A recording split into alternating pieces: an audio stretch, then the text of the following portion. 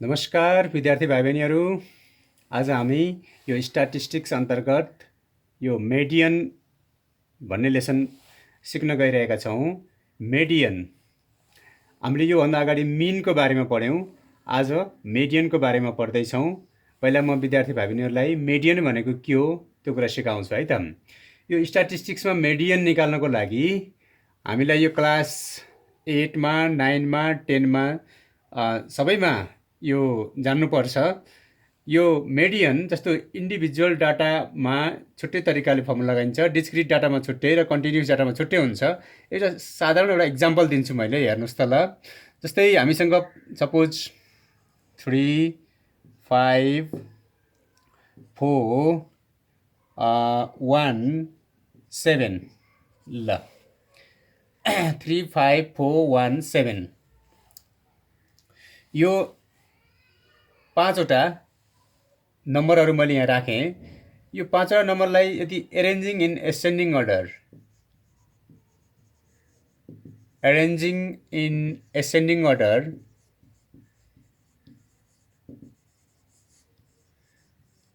डिसेन्डिङमा मिलाउँदा पनि हुन्छ। एसेन्डिङ भनेको स्मल टु बिग, यसमा डिसेन्डिङ गर्दा पनि केही फरक पर्दैन, तर मैले एसेन्डिङ अर्डरमा गरेँ।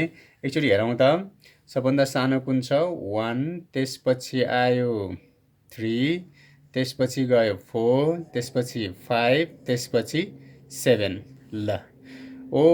यसरी एरेन्जिङ इन एसेन्डिङ अर्डर गर्दाखेरि बिचमा जुन नम्बर आउँछ त्यसलाई मेडियन भनिन्छ।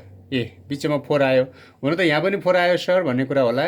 यो लकिली त्यस्तो पर्यो है त, त्यस्तो एरेन्जिङ गर्दा नपर्न पनि सक्छ। ओके, यो 4 भन्दा यता पनि दुईटा आइटम बाँकी रह्यो, 4 भन्दा पछाडि पनि अगाडि पनि पछाडि पनि दुईटा आइटम बाँकी रह्यो, त्यसकारणले 4 इज द मेडियन। भनाइको अर्थ मेडियनले के गर्दछ त भन्दाखेरि median divides the data into 2 equal parts. मेडियनले पुरा डाटालाई दुई भागमा छुट्याइदिन्छ। अब यो इन्डिभिजुअल डाटामा कसरी निकाल्ने, डिस्क्रिट डाटामा कसरी निकाल्ने र कन्टिन्युस डाटामा कसरी निकाल्ने म विद्यार्थी भाइ बहिनीलाई निकालेर देखाउँछु। ओके विद्यार्थी भाइ बहिनीहरू हेर्नुहोस् त, जस्तो इन्डिभिजुअल डाटा र डिस्क्रिट डाटामा डाटा त तपाईँले चिन्न जानिसक्नु भएको छ, किनभने योभन्दा अगाडि मैले मिन, अर्थमेटिक मिन सिकाउँदाखेरि डाटाको बारेमा एक्सप्लेन गरिसकेको छु। इन्डिभिजुअल डाटा अहिले म फेरि इक्जाम्पल दिन्छु। इन्डिभिजुअल डाटा र डिस्क्रिट डाटामा हामीले मेडियन निकाल्नु पऱ्यो भने यो फर्मुला युज गर्छौँ। हेरौँ त, n+1 divide by 2 th item. मेडियनले होल डाटालाई दुईटा बराबर भागमा डिभाइड गर्ने भएको हुनाले n+1 बाई 2 th आइटम, यो फर्मुलाबाट हामीले इन्डिभिजुअल तथा डिस्क्रिट डाटामा मेडियन निकाल्छौँ। तर डिस्क्रिट डाटामा अलिकति प्रोसेस थोरै फरक छ, फर्मुला त यही नै हो, त्यही पनि अझ यसमा CF क्युमुलेटिभ फ्रिक्वेन्सी भन्ने पनि चाहिन्छ। डिस्क्रिट डाटामा CF is needed, cumulative frequency is needed, यसमा यो CF आवश्यक हुन्छ। यो इन्डिभिजुअल डाटा र डिस्क्रिट डाटा क्लास 8 र 9मा सिकाइएको छ विद्यार्थी भाइ बहिनीहरूको लागि। 8 र 9मा पढ्ने विद्यार्थी भाइ बहिनीहरूले यो विशेष रूपमा हेर्नु होला, र क्लास 10को लागि त यो बेसिक भइहाल्छ नि। अब इन्डिभिजुअल र डिस्क्रिट डाटामा मिन नजानिकन त्यसै कन्टिन्युस डाटामा जाने कुरो भएन। क्लास 10को लागि यो बेसिक हुन्छ, र क्लास 8 र 9का विद्यार्थी भाइ बहिनीहरूले यो एकदम राम्रोसँग हेर्नुहोस् है त। म इक्जाम्पलबाट क्लियर गर्छु। यस ल हेर्नुहोस् त विद्यार्थी भाइ बहिनीहरू, find the median of the following data. यहाँबाट डाटा दिएको छ, यसको मेडियन निकाल्नुहोस् भनेको छ है त। यहाँ हामीले निकाल्नु पर्ने छ। अब यो डाटा हेरौँ त, यो इन्डिभिजुअल डाटा भनेको यही हो, हरेक आइटमहरू एक एक पटक आएको छ। कहिलेकाहीँ एउटा आइटम रिपिट हुन पनि सक्छ, केही फरक पर्दैन। यो 7 18 15 12 9 20 25 22 र 10, यहाँ हेरेर काउन्ट गरौँ त कतिवटा आइटम दिएर छ। 1 2 3 4 5 6 7 8 9 ल। सोल्युसन हेर्नुहोस् है त। अब हियर हाम्रो n इजिकल टु त कति रहेछ भन्दाखेरि 9 रहेछ, 9वटा आइटम छ है। अब एरेन्जिङ गरिदिउँ त, arranging the data in ascending order ल। यो डाटालाई एसेन्डिङ अर्डरमा लेखाउँ त, स्मल टु बिग, सबभन्दा सानो आइटम भनेको हाम्रो कति छ 7 छ, त्यसपछि 9 छ, त्यसपछि 10 छ, त्यसपछि 12 छ, त्यसपछि 15 छ हो, 15 पछि त्योभन्दा ठुलो 18 छ, 18 पछि हाम्रो ठुलो 20 छ, 20 पछि 22 छ, अनि त्यसपछि हाम्रो 25 छ हो। ल हेरौँ 1 2 3 4 5 6 7 8 9। ल त्यसै पनि थाहा हुन्छ लगभग यो इन्डिभिजुअल डाटामा बिचको आइटम भनेको मिडियन हो। यसो हेऱ्यो भने यहाँबाट यता 4वटा, यता यहाँ 15 उताबाट पनि 4वटा। ल यो 15 के रहेछ त्यही मिडियन रहेछ, थाहा भइहाल्यो। त्यही पनि मैले अघि फर्मुला भने हाम्रो यो इन्डिभिजुअल डाटामा र डिस्क्रिट डाटामा लिएर मिडियन निकाल्ने फर्मुला हाम्रो छ MEDIAN मिडियन। अब मिनको 12x लेख्छौँ भने विद्यार्थी भाइबहिनीहरू मिडियनको सर्ट फर्म खासै युज गरिँदैन, MDN लेख्छन् कसैले, नभए MEDIAN मिडियन सबै लेखे हुन्छ। Median is equal to n+1/2 TH item लिएर यो फर्मुला भयो।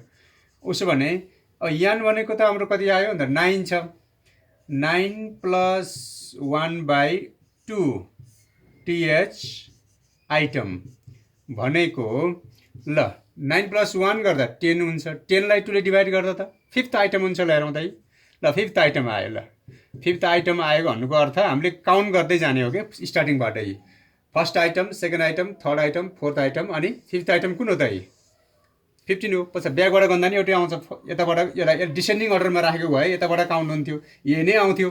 त्यसैले मिडियनको लागि एसेन्डिङ र डिसेन्डिङमा केही फरक पर्दैन है त, तर अरूको लागि फरक पर्न सक्छ। त्यही पनि अब यो हाम्रो सिस्टम नै एसेन्डिङ अर्डरमा गर्नेछ। विद्यार्थी भाइबहिनीलाई म पनि सल्लाह के दिन्छु भने एसेन्डिङ अर्डरमा पनि राख्नुहोस् है त। ल 5th आइटम काउन्ट गर्नुभयो त, first, second, third, fourth, 5th। ल 15 इज द मिडियन। ल 15 आन्सर आयो हो। ल अब विद्यार्थी भाइबहिनीको मनमा एउटा जिज्ञासा आउन सक्छ, सर यहाँ n9 भएर त ठ्याक्क 9+1 10/2 ठ्याक्क 5th आइटम आयो, यदि यहीँ इभन भइदिएको भए के गर्ने, यस्तो क्वेसन आउन सक्छ। त्यसको लागि पनि म एउटा इक्जाम्पल लिइदिन्छु है त। ल हेरौँ फेरि।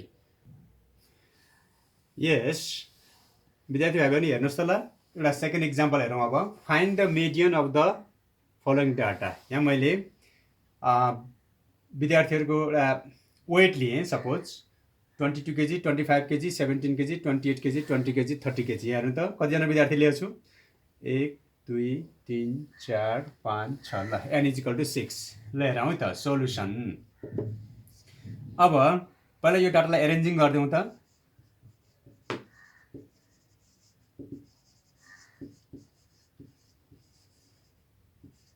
Arranging the data in ascending order.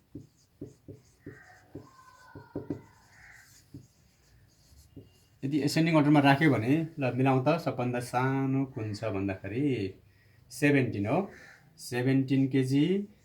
ल अनि त्यसपछि 20 kg भइहाल्यो। त्यसपछि आयो 22 kg, अनि त्यसपछि आएर 25 kg, त्यसपछि 28 kg, अनि त्यसपछि 30 kg। ल हेरौँ है त। यहाँ त यान त 6 आयो, नम्बर अफ आइटम त 6 छ यहाँ त है त। Arranging the data in ascending order 1 2 3 4 5 6 भयो। अब यहाँ ठ्याक्क बिचको भन्ने त अलिक गाह्रो भयो हेर्न होइन। अघि पो ठ्याक्क यता र उता ठ्याक्क बराबर भएको थियो। त्यही पनि फर्मुला त हाम्रो त्यही नै हो। मिडियन इज इक्वल टु हाम्रो फर्मुला के हो भने n+1/2 TH आइटम गर्ने। त्यो गर्दाखेरि हाम्रो के हुन्छ यहाँ भन्दाखेरि यान भनेको 6 भयो, 6+1/2 गर्दाखेरि TH आइटम भनेपछि कति भयो त भन्दाखेरि 6+1 7/2 गर्दा 3.5th आइटम आयो है त। 3.5th आइटम आयो। ल अब यो 3.5 भनेको त यहाँ कसरी काउन्ट गर्ने हो र होइन र। तर यसले के सिकाउने भने के बुझ्ने भने थर्ड आइटमसम्म पुग्ने भनेको। यस्तो बेलामा यहाँ दुईवटा मिडियन हुन्, दुईवटा आइटमले मिडियनको काम गर्छ विद्यार्थी भाइबहिनीहरू। यसरी हेर्दा हुन्छ है। योभन्दा यता दुईटा, यो दुईटा आइटम भन्दा उता पनि दुईटा भनेको अर्थ पहिला थर्ड आइटम पनि लेख्ने, फर्स्ट सेकेन्ड थर्ड। अब योबाट के बुझ्ने भने थर्ड आइटम त पक्का थाहा भइहाल्यो, अनि त्यसपछि 0.5 भनेपछि थर्ड आइटम पछिको अर्को तुरुन्तै अर्को next item fourth item, third item plus fourth item फेरि डिभाइड बाई फेरि 2 गरिदिने र फाइनल आन्सर निकालिदिने। जस्तो भनौँ न 3.5 आइटम आएको हुनाले थर्ड र फोर्थ आइटम लेख्यौँ। जस्तो अब यसमा यहाँ एउटा इक्जाम्पल हेरौँ। अब 7.5 आइटम आउन पनि सक्छ डाटा लामो हुँदाखेरि। 7.5 आइटम आएको छ भने 7.5 आइटम आएको हुनसक्छ। यस्तो बेलामा 7th आइटम प्लस 7 पछिको अर्को आइटम 8th आइटम हो। 7 plus 8th item divided by 2 यसरी जानुपर्ने हुन्छ। यहाँ 3.5 आएको हुनाले थर्ड आइटम र फोर्थ आइटम लिएँ है त। अब थर्ड आइटम भनेको 22, फोर्थ आइटम भनेको 25। ल 22 प्लस 25 डिभाइडेड बाई 2 हो, यसरी जानु पर्यो अब हामी है त। अब यो जति आउँछ त्यति नै, यो चाहिँ आइटम नै भयो, यो चाहिँ रियल आन्सर हो। 5 + 2 7, 2 + 2 47 भयो, 47/2 भयो। ल हेरौँ त, भनेको यसको आन्सर त कति रहेछ भन्दाखेरि 23.5 केजी आयो। ल यो आन्सर नै यही आयो। अब यो लास्टमा डेसिमल आएपछि त केही गर्नु परेन, यहाँ डेसिमल नआउनु पनि सक्छ, आउनु पनि सक्छ, यो चाहिँ लास्टको कुरा भयो। तर यहाँ चाहिँ अब यसमा यो यान चाहिँ इभन नम्बर छ भने त यहाँ त 0.5 नै आउँछ नि, 2 ले डिभाइड गर्दा अरू आउँदैन याद गर्ने। 3.5 आइटम भएको हुनाले third item plus fourth item divide by 2। अब जस्तै हजुरलाई अर्को इक्जाम्पल चाहियो।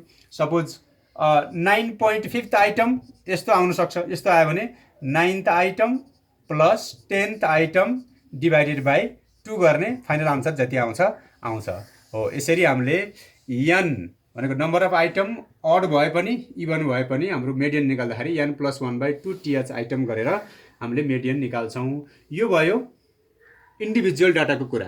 अब म एकचोटि फेरि डिस्क्रिट डाटाको पनि सिकाउँछु है त। ल हेर्नुहोस् त इक्जाम्पल एउटा। ओके, यता हेर्नुहोस् त विद्यार्थी भाइ बहिनीहरू, यो डाटा त डिस्क्रिट डाटा हो नि त। यी मार्क्स अब्टेन्ड, मार्क्सको बारेमा कुराकानी गरिरहेको छ एक्स। अब नम्बर अफ स्टुडेन्ट्स, जस्तो कुनै पनि इक्जाममा जस्तो 65 7जना विद्यार्थीहरूले ल्याउनु भयो, 70 मार्क्स ल्याउनु भयो 3जना विद्यार्थीहरूले, 75 मार्क्स ल्याउनु भयो 5जना विद्यार्थीहरूले, यस्तै गरी 95 मार्क्स ल्याउनु भयो 3जना विद्यार्थीहरूले। भनेको यसरी राखिएको डाटा, यो डाटा त डिस्क्रिट डाटा हो।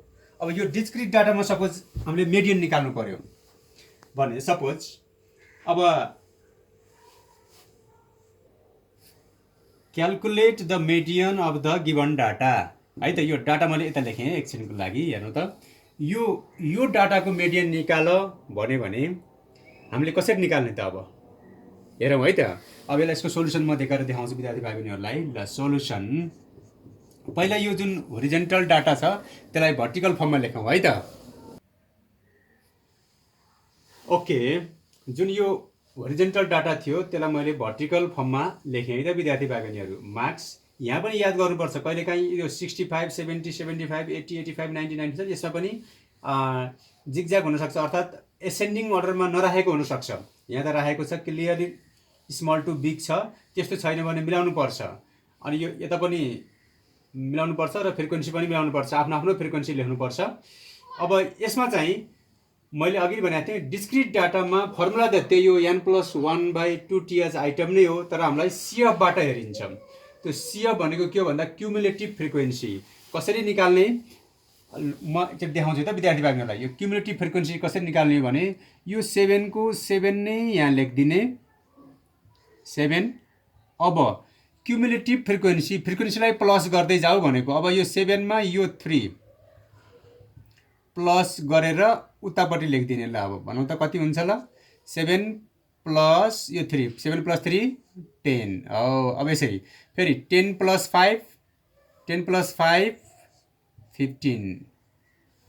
बुझ्नुभयो त विद्यार्थी भाइ बहिनीहरू? फर्स्ट आइटम कपी गर्ने एज इट इज, त्यसपछि 7 + 3 10, 10 + 5 15, 15 + 2 17, अनि 17 + 3 20, त्यसै गरी 20 + 4 24, त्यसै गरी 24 + 3 27 हो। यसरी अब यहाँ पनि यही नै आउँछ, यहाँ जति आउँछ यहाँ पनि त्यति नै आउनुपर्छ है। 7 + 3 10 + 5 15 + 2 17 + 3 20 + 4 24 + 3 27 ल। एन्ड नम्बर अफ आइटम यहाँ कतिजना विद्यार्थी भाइ बहिनीहरूको मार्क्स यहाँ लिएको रहेछ भन्दा 27 विद्यार्थीहरूको मार्क्स यहाँ इन्क्लुड भएको रहेछ भन्ने थाहा भयो। Number of students 27।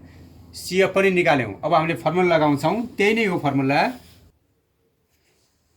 अब यो डिस्क्रिट डाटामा पनि विद्यार्थी भाइ बहिनीहरू फर्मुला त्यही नै हो जुन अगाडि हामीले इन्डिभिजुअल डाटामा लगाएको थियौँ। Median is equal to n+1/2th item.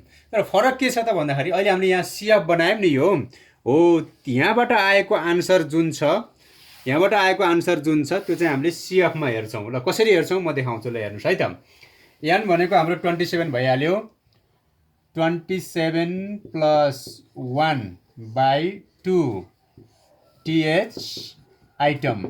अब 27 + 1 गर्दाखेरि 28 लाई 2 ले डिभाइड गर्दा 14th आइटम आयो। ल 14th आइटम।